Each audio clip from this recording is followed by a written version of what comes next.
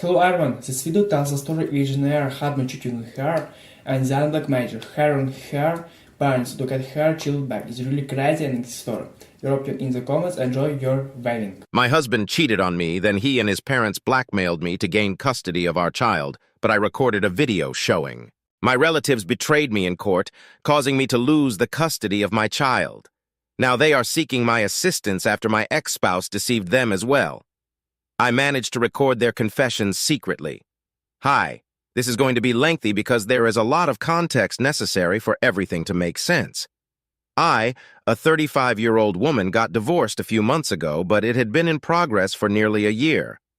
I met my ex-husband Daniel through mutual friends when I was 27, and after dating for 3 years, we decided to move in together and get married. His family was somewhat conservative and traditional and didn't approve of living together before marriage, so we had to get married if we wanted to stay together. I was really fond of Daniel, so I didn't see a problem with marrying him. My parents were also supportive of that decision, so we got married. Within 2 years of living together, I discovered I was expecting a child, and we were elated. It felt like our family was finally coming together and everything was falling into place. Unfortunately, when I announced my pregnancy, my in-laws began pressuring me to leave my job and focus on motherhood. It didn't help that my job had a very strict maternity leave policy, and since I hadn't been working there long, my leave would be particularly short. At the time, I considered the pros and cons and decided to resign from my job. It was not a decision I made alone, everyone was involved. Daniel and his parents kept insisting that it would be the best decision in the long run, and I just had to do it. Daniel seemed confident about everything and said he would take care of the family. He assured me that I didn't need to worry about finances and that he would provide enough. All I had to do was raise our child. My parents and my older sister also thought it would be best if I left my job and stayed at home because that's what my mother had done. Even though she had the option to return to work, she chose not to because raising children was her priority. I faced a lot of pressure from both families, so I decided to resign when I was in my second trimester. Everything had been going smoothly, and I had complete trust in my husband that he wouldn't let me down, which is why I left my successful career to be a stay-at-home mom. However, soon after my son was born, I noticed something odd about the way Daniel had been acting in the last few months of my pregnancy. I couldn't quite pinpoint it, but there was something off about his demeanor. Sure, he seemed happy when our son was born, and I thought things would return to normal, but instead, it got worse. He started being very irritable around me, and whenever I tried to talk to him, he would just snap at me. The only time he seemed happy and content was when he was with our son. Other than that, it always felt like he was annoyed to be at home with me, so he would spend long hours at work. Even on weekends, he would find excuses not to spend time with me. I just couldn't understand what was wrong, but I kept trying my best to make our marriage work because, unlike him, I loved him and didn't want to give up on us. This behavior continued for about 3 years after my son was born. He would stay at work much longer than necessary, and even when he was at home, he wasn't really present with me. I couldn't exactly complain because every time I tried to talk to him about it, he would just tell me he was exhausted from work and that being the sole provider for the household was not easy. It was insulting to me because it wasn't as though I was incapable of earning my own money, but I had to rely on him since he promised to make things easier for me. A few times, I even asked him if he would prefer if I went back to work so we could share the financial burden and he wouldn't have to handle all the pressure. He claimed that it would be an insult to him and his abilities. Besides, his parents would never approve, and we would face a tough time with them if I returned to work. So I continued staying at home and raising my son, which was pretty much the only thing that brought me joy because Daniel had changed, and he was no longer the man I married. It was just over a year ago that I discovered Daniel had been having an affair with one of his colleagues. Finding out was incredibly difficult for me because, honestly, I had been suspicious for a long time. I even snooped through his phone and laptop a few times while he was asleep, but I found nothing. I knew all his passwords because he wrote them down in his notebook, but even that didn't help. It almost felt like he had nothing to hide, and I felt foolish for even being suspicious. I even went through his belongings looking for a burner phone or something, but I found nothing. At one point, I actually started to believe that maybe I was just being paranoid and insecure. But fate was on my side, and I eventually saw the proof of his infidelity with my own eyes. Daniel and I were throwing a grand birthday party for our son about a year ago, and he had invited the colleague he was cheating with. She was a single mother with a son around our child's age, so I didn't find it strange that he invited her. He had also told me that she was a close friend of his, so I didn't find it unnecessary at all. After our son had cut his birthday cake, I decided to go to the upstairs bedroom because I wanted to change into something more comfortable for the party. But when I walked into my bedroom, I realized that my husband was already in there, and so was his colleague sitting on his lap. They were fully making out when I walked in on them, and it took me a couple of minutes to even process what I was seeing. First of all, it was my bedroom they were using, which was the most horrifying part. And secondly, they didn't even stop when they heard the door opening. I had to walk all the way over to them to make my presence felt for them to snap out of it. I'm pretty sure they thought it would be thrilling to make out in my bedroom in my house, but they probably didn't expect me to have a complete breakdown over it. I'm not proud of it, but knowing that my suspicions were actually true made something snap inside of me. I grabbed the colleague by her hair and started dragging her out of the room. I was unstoppable. From what I was told, Daniel is considerably stronger than me, but he couldn't stop me. And I don't even remember most of it because I think I had a rage blackout. I dragged her downstairs with Daniel right behind me and pushed her into the middle of the room while everyone was there. I don't remember most of what I said, but apparently I called her a bunch of derogatory names and told everybody what she and Daniel had been doing in my bedroom. I didn't even care that my son and a bunch of his friends were right there. Now that I look back on it, it's extremely embarrassing and inappropriate, but at the time, it felt justified. It didn't even cross my mind as I was screaming at the top of my lungs. My parents, my sister, and my in-laws were also present, and I think it was my father who finally calmed me down and took me back to my room. Once inside, I completely broke down and started crying uncontrollably. But instead of staying with me to comfort me, my dad locked me in the room and went back out. I should have known instantly that my parents didn't care about me. I'd always known they valued appearances more than being genuine, but this was just insane. Nobody came to check on me for the next few hours, and even after I had calmed down considerably, I had no idea what was happening outside. I didn't even have my phone, so I couldn't ask anyone.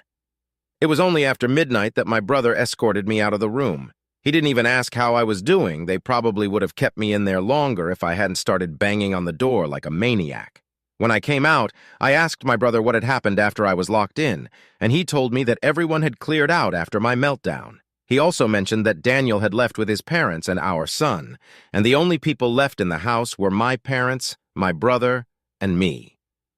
He let me out of the room so we could discuss what to do next, but my family's idea of a discussion meant telling me I had to apologize to all my guests for my behavior at the party. Not just that, but I also had to apologize to my in-laws and Daniel for what I did. They told me that Daniel had found it extremely difficult to convince his colleague not to press charges against me, because what I did was an act of physical violence against her. They said I owed it to him to talk and work things through instead of making this a big deal. I freaked out at them and told them to get out of my house because I wasn't going to let them stand under my roof and tell me I had to apologize to my cheating husband. I got into a huge fight with my family because they were telling me that I owed it to him to make things right and give this marriage a second chance, or else they would cut ties with me. I told them to go ahead because I had reached a point where I didn't care what anybody else thought of me. I was going to file for divorce and get out of this mess, and I didn't need anyone's permission for it. So I contacted a lawyer the next day and filed for divorce within a week of the incident. Daniel was served soon after, and he actually had the audacity to be disappointed and shocked. He came back home the day he was served with the divorce papers and demanded an explanation. I told him there was no way I was taking him back after what he had done and the way he had insulted me. We got into a nasty verbal argument where I said a lot of things to him and called him a lot of names. He ended up promising that I would never see my son again. But I didn't realize he would actually ensure he lived up to his words. Then the legal battle began. The divorce proceedings were easier and simpler compared to the custody battle since we had very few joint assets to divide. The house belonged to me, and there was no question about it because I had purchased it with my own money. Everything else was to be sold. and the costs would be split between us. We just had to wait for 6 months due to the waiting period in our state, and after that, once we reached a settlement, the divorce would be finalized. The only thing we couldn't agree on was the alimony that was due, because I had to start from scratch after he forced me to leave my job and I didn't have enough money of my own. He believed I shouldn't get any alimony at all, but that was not possible since he had promised to support me and make sure I never felt the need to work. Fortunately, I had a few texts to prove that, or else I might not have even received alimony.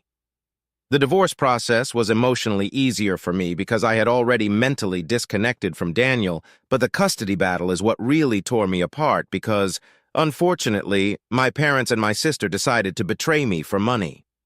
My ex-husband and his lawyer were terrible people who started building a case against me, claiming I was a negligent and unstable mother, to prove that I was not capable of raising my son alone. So Daniel and his parents were supposed to get full custody. I assumed my parents and sister had been bought off by my ex-in-laws because they were very wealthy, and I couldn't think of any other reason they would turn on me. I'm pretty sure they started sucking up to my in-laws in the first place because of their money. Anyway, Daniel accused me of being unfit to raise our son and demanded full custody, claiming I was an alcoholic with severe anger issues. They fabricated several incidents where I supposedly lost my temper and put my son at risk. Of course, none of that ever happened, but they needed something to make me look like the bad guy. I thought at least some people would be on my side, but all my friends sided with him, probably due to my breakdown at my son's birthday party. The worst betrayal was when my parents and sister also testified against me in court, claiming I needed rehab and intensive therapy before I could be near my son. They suggested that my behavior was likely what drove Daniel to cheat on me because he was tired of dealing with me. Unfortunately, even though I fought hard with my lawyer, I was unable to get custody of my son. The odds were stacked against me, and there was very little I could do to change the outcome. My lawyer and I tried our best to gather evidence to prove I was a good mother, but it was all in vain. The verdict was announced a few months ago, and that was the last time I saw my son in person. I did get supervised visitation rights, but Daniel never lets me see him, so it's pretty much pointless. He is 4 years old now, but he barely gets to see me, and I'm constantly afraid he will forget about me as he grows up. From what I know from a few relatives who are still on my side, my family still gets to see him since they post pictures with my son all the time. Daniel and my son are still living with my in-laws, and basically, everyone gets to see him but me. I can't imagine anything more heartbreaking than that. I have been living solely on the memories of my son and myself, believing that at least Daniel is taking good care of him because I don't think I would have been able to provide him with a comfortable life on my salary since I'm just starting out. I managed to get a job at my friend's company, but it's a startup and they don't make much at the moment, so my salary is not what one would expect for a woman in her 30s. Even the other employees are all in their early 20s, just there for the experience. The experience is intended to help them move on to better opportunities. I do receive alimony every month, but it's not enough because I still have to maintain the lifestyle I was living before. I can't exactly live frugally and cut costs drastically, but this is all I have right now because of the significant gap in my resume. I had believed that once I got my act together, I would apply for shared custody again and maybe stand a chance. But an opportunity literally fell into my lap a couple of weeks ago when my parents reached out to me after months of not speaking, asking for my help. They needed me to bail them out because, surprisingly, Daniel was not the wonderful guy they had believed him to be. My sister sent me an email saying that I needed to come over to their place ASAP because they had realized something huge and wanted me to know. They were sick of hiding things from me and wanted to be part of my life again. I tried to ignore that email that day, but I couldn't stop thinking that maybe this would help me with my son. So I went over to their place in the evening. When I arrived, I expected them to be living lavishly because they had sold me out for money from my ex-in-laws. But if anything, they were living worse than before. My son was thrilled to see me, though, so that was the cherry on top of a fantastic evening. When I visited my family that day, they literally started begging for forgiveness as soon as I walked in the door because they realized how badly they had messed up. They knew there was no going back, but still wanted me to forgive them. After the divorce, when they approached my ex-in-laws and Daniel to ask about the money they had been promised, Daniel told them that was not happening anymore. Apparently, it had only been insinuated that they would be compensated handsomely if they turned against me and testified in their favor, but there was nothing in writing to prove it. If my family tried to backtrack and tell me about all of this, Daniel and his parents would ensure they never saw my son again. So, for the sake of my son, they decided to keep their mouths shut, even though they were not getting paid as promised. It got worse because they had been terribly used. Not only had they been manipulated to testify against me, but they were also being treated like free babysitters. Daniel would drop our son off at my parents' place every day, and they had to watch him while sacrificing their own time. It was highly inconvenient because even my father and sister had jobs to attend to, and my mother couldn't handle all the household work and looking after her grandson by herself because she was getting older. So either my father or sister would have to work from home every day, and it was becoming really difficult for them. That's why they contacted me to finally put an end to this. Apparently, they wanted to strike a deal with me and said that if I gave them the money my ex-in-laws promised them, they would take my side in court and make sure I got custody of my son. I was about to suggest this myself, but honestly, it was not surprising that they did it. My family had always been very materialistic, and even more so now that my father's business had failed and they were back to working jobs for other people. Obviously, they would want money more than ever now, because my father wanted to retire but didn't have enough money saved since he had invested all his money into the business, which then failed. They said they could concoct a story about how they had been pressured and coerced into testifying against me so they wouldn't be charged with perjury while under oath. However, they didn't know that I no longer needed their help. I had been recording everything they said from the moment I stepped into the house because I suspected something was off and didn't want to take any chances. So I had everything on record. Nevertheless, I told my family to send me any screenshots they had to prove they had been manipulated and lied to. Then I told them I would help them out and left. I had already seen my son, and I had more than enough evidence to file for custody again, which I did the next day with my lawyer. This time, I was prepared. The custody case is still ongoing, but one thing is for sure, I'll be able to prove that none of the things Daniel accused me of were true, and my family had been lying about everything all along. I've already played the recording, which has significantly swayed things in my favor. Daniel and his lawyer are now scrambling for evidence, and I'm enjoying the show because this is exactly what they put me through last time. Now, it's their turn. It's karma at its finest, and I couldn't be happier about it. The only downside is that they have been claiming I used them just like Daniel did, and that I had no right to record them without their consent and use it against them. But in my state, it's completely legal and admissible in court. So, I didn't understand what they were referring to until they said I had betrayed their trust by recording them. These are bold words from people who betrayed my trust first by siding with my ex-husband in the custody case. They believed that what I did was wrong because they acted out of necessity. They needed the money. But I didn't need to screw them over and put them at risk of perjury because they had already agreed to help me and testify against Daniel and his family. They have been texting me relentlessly, and it's getting harder for me to ignore. So, am I wrong for going behind my family's back and putting them at risk of being charged with perjury? Update 1. Hello, everyone! The custody case is still ongoing, and Daniel and his lawyer are trying their hardest to prove they have been telling the truth because, of course, they might face charges, and it's a felony, so they might get jail time.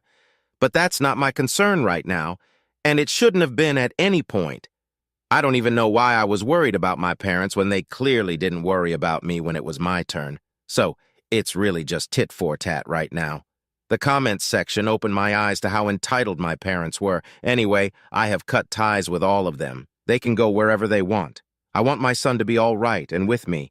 I have waited long enough for this, and I'm not going to let my family and their victimization stop me.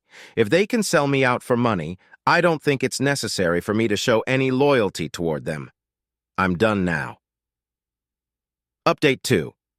The good news is that I finally got custody of my son. I don't think I've ever felt so happy in my entire life. The other good news is that my in-laws, Daniel, and my family were charged with perjury, and yes, they might go to jail for it. I bet they're regretting everything now, but I don't care about any of it because I got what I wanted. I got my son back, and that's all I had ever asked for. From what I know, Daniel is still trying to fight it and avoid jail, but I don't think it's going to work. I've already filed for a restraining order against all of them because I've been receiving very threatening text messages, and I'm 100% sure they are from these people because no one else would want to harm me. The past few weeks have been really busy and hectic, but I'm learning to slow down now. I desperately want to spend more time with my son, so I have decided to cut my work hours shorter. I've also thought about selling the house and moving to a smaller apartment to save more money. I still have a lot of work to do rebuilding my relationship with my son. It's not going to be easy because even though he's happy to be with me, he still asks about his dad and his grandparents, and I don't know what to tell him. He has mentioned a few things about them, like how he had been living with his grandparents for the most part, and his dad and my in-laws were only there for part of the day. Whenever I ask him about how it was living with his grandparents, he makes a face and says it wasn't that great because everyone would constantly be fighting. I can totally see that. It sounds like they really gave him a rough time just because they didn't want to take up the responsibility. I can imagine why they would treat a child like that, but I couldn't put it past these people. They are definitely capable of making a little boy feel bad about himself. But anyway, I don't have to worry about that because now he is with me. Update 3. Hi, everyone. I can't believe I'm back here after almost 5 years. It feels kind of unreal how different my life is right now. 5 years is a really long time, and so much has changed. The first being how much older my son is. We have a beautiful relationship right now, and after countless therapy sessions, he and I have finally become the mother and son we should have been right from the beginning. He is growing up to be a wonderful young man, and I'm sure he will turn out to be nothing like his father because I just know it in my heart. He is 9 years old now and already a perfect gentleman. I'm raising him on my own and have full custody because Daniel gave up and moved to Europe after he was released from jail. I can't say that I'm surprised. He went away with his co-worker, the one he had been cheating on me with, and now they are married. I guess he just replaced his actual biological son with the other kid. It's horrifying, but that's the kind of person he is. As for my parents and sister, they were released from jail after 6 months for good behavior.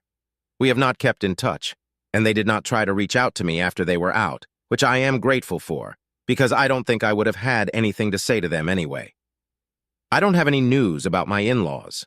I haven't heard from them or about them for years, and it's for the best, I think. I'm living a good life now. I have a stable job and a steady income, by God's grace. I'm still working at the company I started with, my friend's business, and it's doing pretty well.